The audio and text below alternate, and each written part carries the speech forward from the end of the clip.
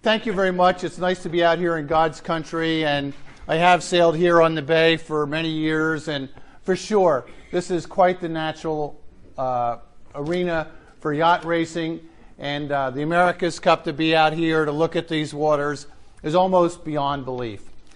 Will visitors come to San Francisco from around the world? And my answer is, you bet they will. You got a wonderful city, you got great hotels, great restaurants, the amphitheater, a lot in the surrounding area, California. You have a super opportunity. First of all, you always want to have a team to cheer for or cheer against. Now I'm guessing in this part of the world, maybe the 49ers are somebody you cheer for, and the Dallas Cowboys is somebody you don't. But anyway, you want to have a cheering interest in the team. Patriotism counts. So that flying that flag on that USA boat will attract a lot of attention. And we all want close races or close games. The Super Bowl, you want the final result decided in the last 2 minutes. So these sailboat races, if they're close and we see lead changes, they're going to be interesting. And we want to have some compelling personalities. I've been watching some of the old Tom Blackhauler moments on the internet of late. Boy, don't we miss him? Yeah. I mean, there was a guy that called a spade a spade. On the stage while we were announcing the America's Cup, and he said, in the America's Cup ought to be in the fastest boats, in the most high-tech boats that they are. They ought to be 85-foot maxis. And I said, Alan, the fastest boats are catamarans. What about catamarans? Catamarans? No. I remember being in a protest with him one time. He and I were on the same thing, and he wrote up the protest form against Dennis Conner, bespelled Dennis, got Dennis all upset. But guys like Blackhauler and Ted Turner and Buddy Melges and Dennis Conner, in a lot of ways, were larger than life. And you can't predict now what characters are going to come along.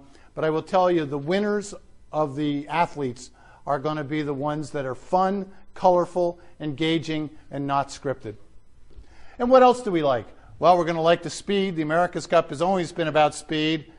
These boats are going to go pretty fast. The 72-foot long, 46-foot catamaran with a 130-foot wing sail, they have potential to go fast. And those boats over in Valencia going 3 times the speed of the wind, they're going 18 knots and 6 knots of breeze. I wish I could borrow that in my Etchels occasionally, just a little bit, to make it go faster. And I have a gut feeling we might see a few crashes along the way, which is horrible, terrible, but great for SportsCenter. What is going to happen next? Well, finally we know that it's going to be here on the bay, and it's going to take place in 2013. But I will say that you should expect the unexpected. No matter how much plans are out there, some wild and crazy things are for sure going to happen. Why? Well, as you all know, the bay is a pretty interesting place to sail. The breeze can come up, the currents can be capricious, you got a few landmarks along the way, and the competitors are driven hard to win this race. And right now on paper you say, well, the Oracle racing team is certainly going to win. They've got all the technology. They got the experience. They're the defender. But you don't know what sailing technique, what little design edge will come along that might rewrite history. Whoever thought the Australians would come up with a boat with wings and defeat Dennis Conner in Newport, Rhode Island? Celebrate and cherish the history of the America's Cup. The 12 meters of the past are archaic compared to these catamarans that we're about to see. And the J-boats are intriguing, but they too are designs. But this America's Cup is built on a long history, 1851 to 2011 right now, 160 years.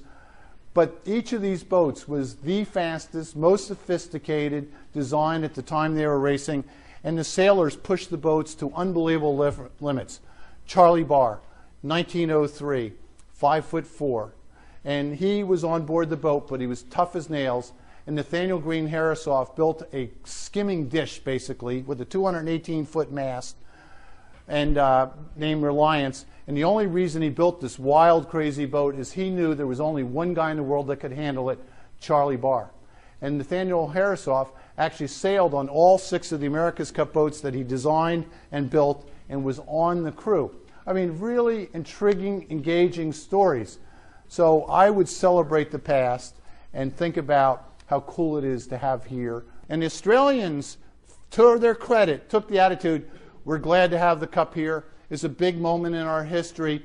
But now, let's use this opportunity to promote Australia. And Australia benefited for years and years after that people say, hey, I want to go there. What a cool place to do. 10 million sounds like an awful lot of people to me. But I think that as soon as boats are sailing here, you're going to have people coming. And all those people that have a good experience are going to go home and say, hey, you ought to go see this. And I'm going back. So I think it'll grow and grow and grow. And you got the internet to get the word out there. I mean, it'd be hard to predict how many people will come. But I think people start showing up as soon as there's activity and racing going on here. And they won't all come at once. They'll come and go. But for sure, you know, Fremantle, there was a lot of visitors, and Auckland had a lot of visitors, and Valencia had plenty of visitors and filled up passenger ships.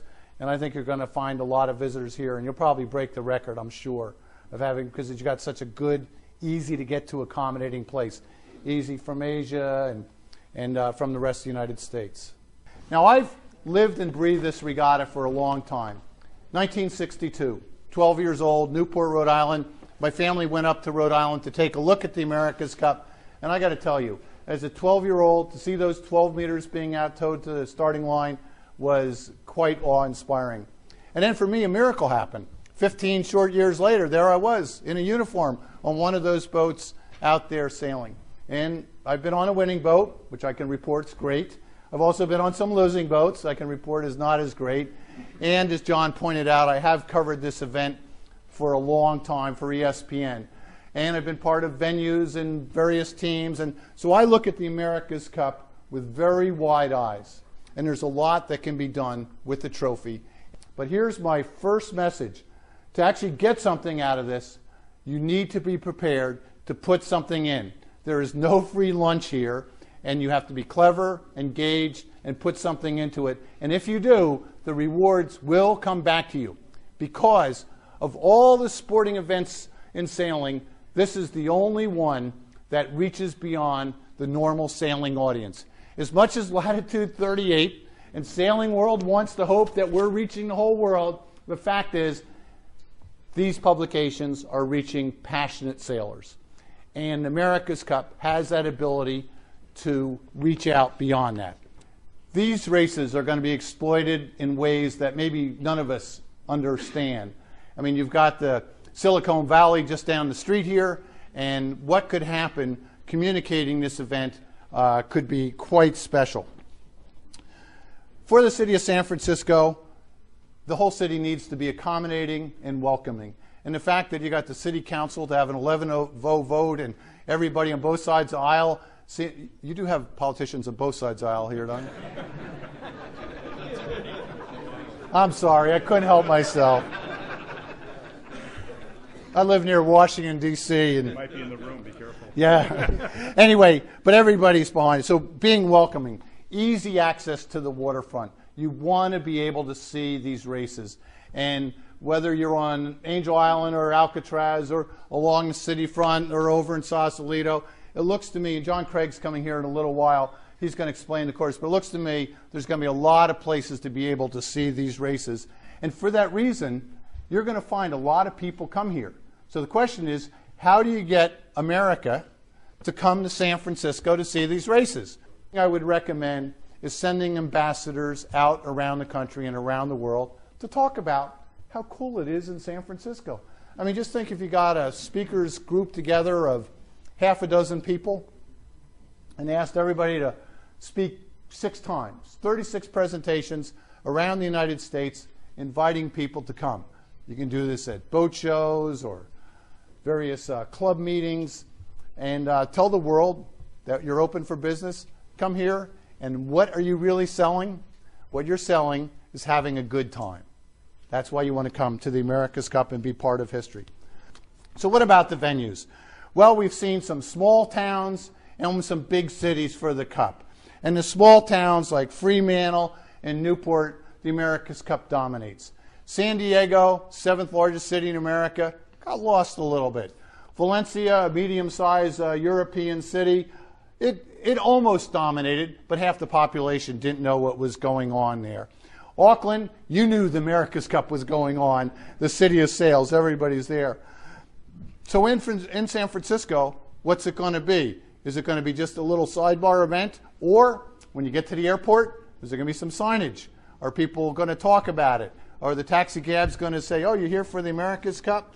The only way to do this is for everybody in this room to keep talking it up in a really positive tone, and that will be infectious.